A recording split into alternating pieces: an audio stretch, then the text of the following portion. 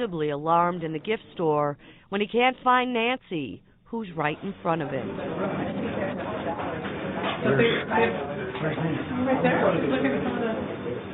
That part I remember just being kind of surprised, and all of a sudden he just turned around and looked at me so startled, like, where's Nancy? Where's Nancy? And right away I was like, right here, right here. We were all of a sudden, even the Secret Service, like, right here, right here. Hello everyone, and welcome to another installment of Presidential Did You Know? With me, Rory Carson. In today's video, I will be talking about our 40th President, Ronald Reagan. Ronald Reagan was born on February 6, 1911 in Tampico, Illinois.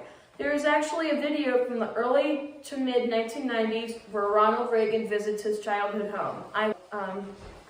So we all know about his presidency and the 1980s in general. Elected in 1980, he became the oldest elected president at the age of 69 before Joe Biden in 2021 at age 78.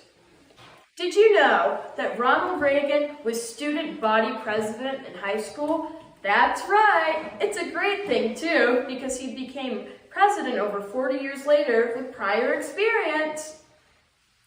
Now, I'm sure some of you like to swim, but did you know that Ronald Reagan was a great swimmer? That's right. Over his summer vacation, he would work as a lifeguard, and he reportedly saved about 77 people. He was also captain of the swim team in his college years. Wow, I'm sure he was a really great swimmer. We all know about Ronald Reagan's acting years, but did you know that he was reportedly upset about not getting an Oscar? Reportedly, a Reagan aide said that Ronald Reagan was annoyed that he was not acknowledged for his acting days and then his transformation into president. Interesting. I personally think he was a great actor. I'm Rory Carson, and that is your Presidential Did You Know? Mr. President, I want to raise an issue that I think has been lurking out there for 2 or 3 weeks and cast it specifically in national security terms.